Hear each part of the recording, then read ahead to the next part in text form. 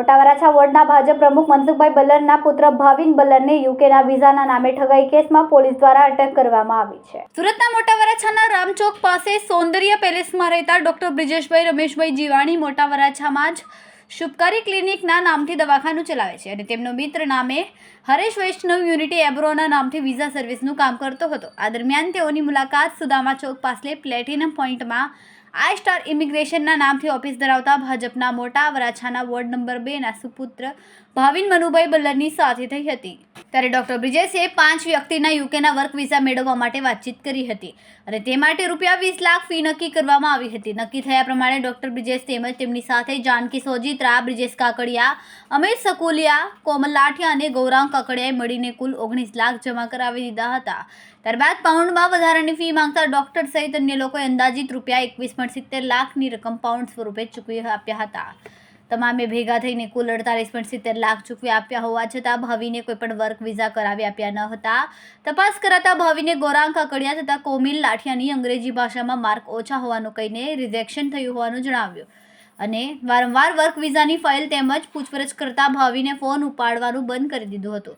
આ ઉપરાંત ગૌરાંગભાઈએ આપેલા રિજેક્શનના લેટરની પણ તપાસ કરતા તે લેટર બોગસ નીકળ્યા હતા। ડોક્ટર બ્રિજેશ સહિત અન્ય લોકોએ આપેલા ₹48.70 લાખની માંગણી કરવામાં આવતા ભાવિને પહેલા પેમેન્ટ પૂરું કરી આપો અને એગ્રીમેન્ટ કરો, ત્યારબાદ રૂપિયા પરત આપવા કે નહીં તેવું વિચારશે તેમ કહીને વાત ફેરવી નાખી હતી। આ બાબતે આખરે ડોક્ટર બ્રિજેશભાઈએ ઉત્તરાયણ પોલીસ મથકમાં ફરિયાદ આપતા પોલીસે ગુનો નોંધીને આરોપી ભાવિનભાઈ મનુભાઈ બલ્લરની ધરપકડ કરીને કાયદેસરની કાર્યવાહી હાથ ધરી। મારું નામ હરેશભાઈ વિઠ્ઠલભાઈ વૈષ્ણવ છે અને હું બ્રિજેશભાઈ જીવાણી સાથે યુનિટી એબ્રોડના પાર્ટનર તરીકે કામ કરતો હતો। અમારી કન્સલ્ટન્સી સર્વિસ હતી। પછી ભાવિન મન્નુભાઈ આરોપી જે છે તે ભાવિન મન્નુભાઈ બલ્લર અને એની આઈ સ્ટાર ઇમિગ્રેશન હતી તે હમણાં અમારા બ્રિજેશભાઈને મળ્યા હતા અને એમણે એમ કીધું કે હું વર્ક પરમિટ કરું છું તો તમે અમને વર્ક પરમિટ માટે કોઈ ક્લાયન્ટ હોય તો કહેજો। પછી અમે એને ક્લાયન્ટ આપ્યા હતા। કોમલબેન છે, ગૌરાંગ છે, બ્રિજેશ છે અને અમિત છે, 4 ક્લાયન્ટ આપ્યા હતા। એના પેટે અમે 48.70 લાખ રૂપિયા એને આપી દીધા હતા।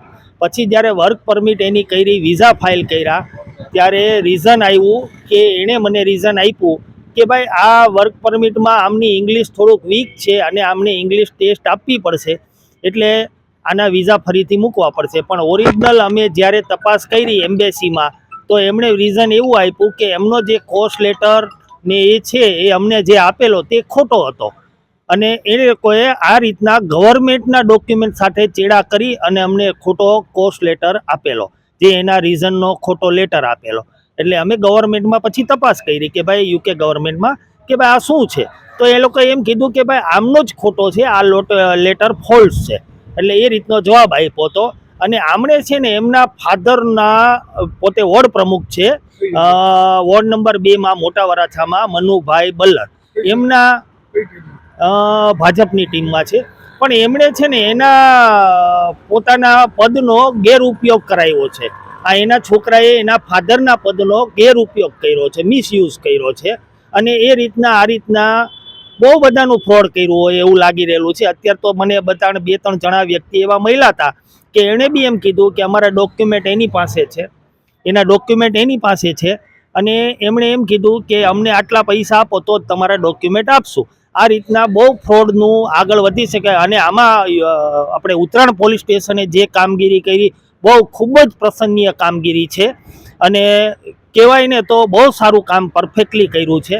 એને બધી જ રીતના એક ડોક્યુમેન્ટથી માંડીને બધું જ ચેક કરી અને પછી આ ડિસિઝન લીધું છે અને એણે આ જે ફ્રોડ કર્યું છે રિયલીમાં બહુ ખોટું ફ્રોડ કહેવાય અને બહુ ખરાબ કહેવાય। આ ગુનો બહુ ખરાબ કહેવાય। કેટલા રૂપિયાનું? 48.70 લાખ રૂપિયાનું ફ્રોડ કરેલું છે। સમય મીડિયા ન્યૂઝ સાથે સુનિલ પાટીલ, સુરત।